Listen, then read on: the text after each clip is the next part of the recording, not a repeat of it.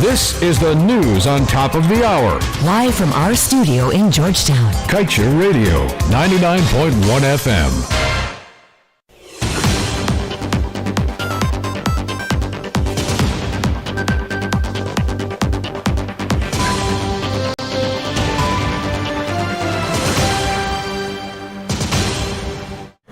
Good day, welcome to your news at noon right here on Kaieteur Radio. For today, I'm Kevin Smith. And I'm Amrita Koshal. In your headlines, Glen Law versus state government defends tax giveaways to oil companies and says deal with Exxon is a matter of private law. 1 year later, PPP yet to honor promise to release list of beneficial owners of oil blocks. Millions more to fix Chinese vessel. $300 million was spent between 2016 to 2019 for similar repairs on said ferries. Citizens demand Exxon pays their fair share of taxes as protest against lopsided contract moves to High Court. And Berbice rice farmers clashed with police as protest action against low paddy prices intensifies. Security guards to help police fight crime. Citizens worry about their lack of training and professionalism. Get the full details of this and more after the break.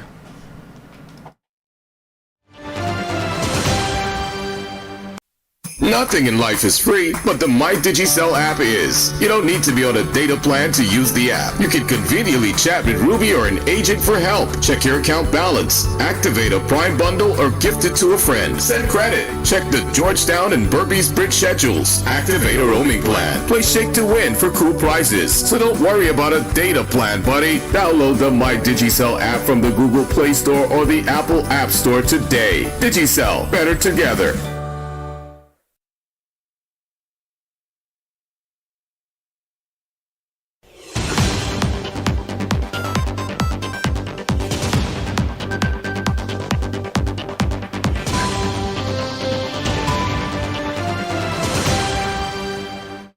And now for the news in detail. The government of Guyana has come out in denial of each and every claim made by Kaieteur News publisher Glen Law in the case filed to challenge the discriminatory tax provisions granted in the Stabroek Block production sharing agreement for ExxonMobil and its partners.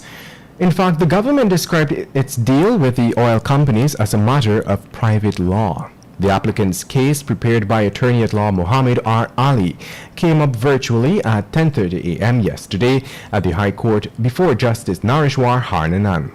In his application, Mr. Law contended, among other things, that many of the provisions listed in the petroleum agreement grants exemptions to persons other than licensees, which violate the Petroleum Exploration and Production Act, the Financial Administration and Audit Act, the Prevention of Discrimination Act, and the Constitution.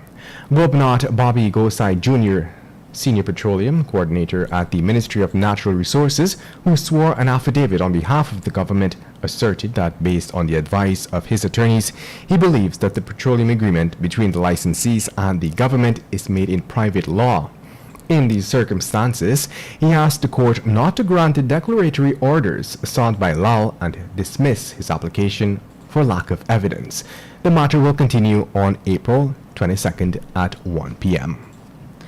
And on that note, we now tell you scores of Guyanese on Thursday showed their support for the challenge to the tax exemptions granted to ExxonMobil as the historic case filed. As Lal and his lawyers sought to have the provisions reversed, the protesters, who were joined by Article 13 member Dr. Yog Mahadio yesterday, gathered with their placards in front of the court demanding that the oil companies must pay their taxes just like the ordinary Guyanese. Dr. Mahadio asserted that what is happening right now with the government versus the citizens is unfair, and it is the saddest thing he has witnessed in the history of Guyana. Sharing similar sentiments as Dr. Mahadio was an 80-year-old woman who said that the government is not being fair to its people. The woman stated that it is wrong for the government to support ExxonMobil instead of the citizens. Peter Parahu, a 55-year-old man, is pleading with the leaders of the country to not turn a blind eye to the situation and that the government should seek a better deal for the country at which the citizens can benefit from what is rightfully theirs. And now let's tell you that it has been over 1 year since the PPPC government has failed to honor its promise to release the beneficial owners of the oil blocks offshore, which include but are not limited to the Kaieteur, Kanji, Oranduke, Kanuku, Demerara, Karantine, and Berbice concessions. The issue was first raised in November of 2020 by the Vice President Dr. Bharat Jagdeo, who holds an oversight responsibility for the oil and gas industry. Back then, he said that the government would seek to determine the beneficial owners of Guyana's resources, with first priority being given to the owners of the nation's oil blocks. Dr. Jagdeo had said that the government intends to have a greater understanding of the ownership structure of the companies with the said licenses, while adding that this is important for transparency and taxation purposes. Jagdeo said that while a number of companies which are operating in Guyana's oil blocks are registered in tax havens, including Barbados and the Cayman Islands, the government will ensure it goes after their information to ensure they pay their fair share of taxes. And in other stories, having already spent over $300 million previously to effect repairs to the Kanawhan and Sabanto ferries, the Ministry of Public Works is again looking to spend $254 million for general docking and rehabilitation of these vessels. This is according to the recent opening of bids at MPTAP, where it was revealed that repairs to the MV Sabanto are estimated to cost $148 million and the MV Kanawhan to cost $106 million. According to previous reports, in 2016, the former coalition administration had awarded contracts to EC Vera Investments Limited for the rehabilitation of Sabanto to the tune of $77.5 million and Kanawhan to the sum of $76.9 million. Following this, in the 2019 budget, $180 million was allocated for vessels to undergo general repairs. In other news, the third day of protest action by rice farmers from Blackbush Polder erupted into total chaos when they took their demonstration to the number 43 village public road, forming a human blockade and preventing the flow of traffic for some time. Nearly a dozen police ranks turned up in the company of the Deputy Commander Vishnu Hunt and other senior officers with the hope of quelling the situation and clearing the road so that the traffic could move along freely. But things instead escalated. The farmers have been protesting the low prices millers are paying for their paddy at a time when the prices of several inputs have increased. The time has now moved on to 12 hours 10 in Guyana. We will return after the break.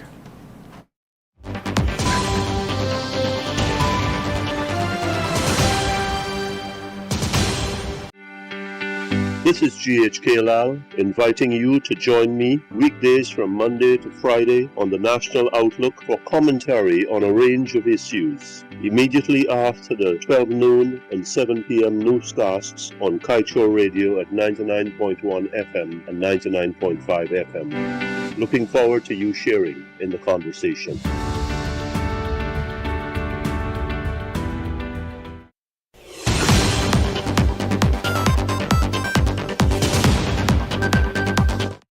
And we now return with more news in detail. The Federation of Independent Trade Unions of Guyana is calling on the government to implement the unanimously agreed upon $60,000 national minimum wage, stating that now is the time to approve the increase given current constraints occasioned by the COVID-19 pandemic and now rising oil prices that will impact several areas of consumer life.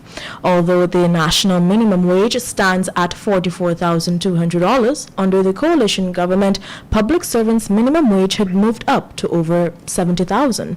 However, the private sector has not responded to calls for them to increase the minimum wage. And moving on. Amid growing concerns about the operations of some security firms here and also the misuse of emergency sirens and weapons by operatives, President Ali on Thursday said his administration is currently seeking to find a way to integrate them into the Guyana Police Force crime-fighting strategy. In recent years, a number of private security firms have sprung up, some of them with close ties to the former and current administrations. Concerns, however, have been raised over the years about many of these firms, particularly as they would recruit persons and hand them firearms with little training to use. At the annual Police Officers Conference held at the Arthur Chong Conference Center at Lillian Dal on Thursday, President Ali, during his feature presentation, said he thinks that by integrating private security firms in Guyana's crime-fighting strategy, the Guyana Police Force's response time to reports of crime will be improved. And moving on, the Guyana sugar industry has been underperforming for years due to a number of factors, two of them being the high cost to produce the sweetener here and the lack of preferential markers. But President Irfan Ali still believes it is wise to invest billions in revitalizing the sector. In order to convince Guyanese that sugar is still viable in Guyana, Ali is now using statistics and figures from another country, Guatemala, to address his arguments. At a news conference which he held on Sunday, the Guyanese leader told reporters of all the successes and profits Guatemala is gaining from its sugar industry. According to the president, Guatemala, with its 11 functioning sugar mills, is the fourth largest sugar exporter in the world and the second largest in Latin America, raking in over $1 billion annually. He added too, Guatemala's sugar industry produces some 80,000 jobs directly and another 410,000 jobs indirectly. And coming from the scene of human interest, the body of a 6 to 9-year-old man was on Thursday recovered from the Demerara River, the Guyana Police Force has said. He was identified as Ronald Gregory Moss of Ornock Street, Retrieve, Mackenzie, Linden. His remains were reportedly spotted floating on the eastern side of the river in the vicinity of the Court Linden branch by a boat captain who was at the time offloading passengers at a landing there. According to police, Gregory Moss was last seen alive by his niece leaving his home around 9:40, ahead for the National Insurance Scheme branch in Linden. The pensioner, however, failed to return home, and family members began to search for him because his health was not perfect. Their search came to an abrupt end when they learned that a body was found in the Demerara River. They checked with police and positively identified the remains to be that of their loved one, Ronald Gregory Moss. And we now tell you a study on the impact of the COVID-19 pandemic on persons living with disabilities revealed that their quality of life declined significantly, with some 47.5% of them having no health care and another 75% of them having limited access. The study was conducted by the Guyana Council of Organizations for Persons with Disabilities. In a statement issued by GCOPD, 1,500 persons with disabilities were interviewed during the survey, which was conducted from November 1st to December 4th, 2021. And on that note, we now move on to your COVID-19 update. The Ministry of Health, in its daily reporting on Thursday, revealed that there are presently 5 patients who are admitted into the COVID-19 ICU receiving treatment. With no reported deaths, the ministry stated that in the last 24-hour period, they have recorded 17 new infections, bringing the total number of confirmed cases in the country to 63,107. 12 persons are in institutional isolation, 182 in home isolation, and 14 in institutional quarantine. To date, a total of 61,684 persons have recovered from the virus. And now we move on to the page 7 of the Kaieteur News. Glenn Lal, the publisher of Kaieteur News over the years, has kept a tireless and relentless fight going for a better Guyana. So fierce and conspicuous his efforts are, so irresistible his energies of late that an oil company, a global oil power, has joined the government to fight him in a tax giveaway case. Glenn Lal and Kaieteur News, along with Kaieteur Radio, have been fighting continuously for more and better for Guyana. Guyanese need to know what their leaders are doing to them and demand better. But until slumbering Guyanese stir awake and rouse themselves to action, Glenn Lal, as well as other patriotic brothers and sisters, heroes in their own right, will continue to go as far as the courts to reverse any decision designed to undermine this nation's development. They will fight with all their might.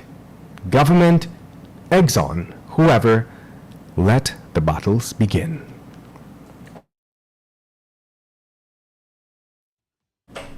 And with that, we've come to the end of today's News at Noon. I'm Kevin Smith. And I'm Amrita Kaushal. Thank you for listening.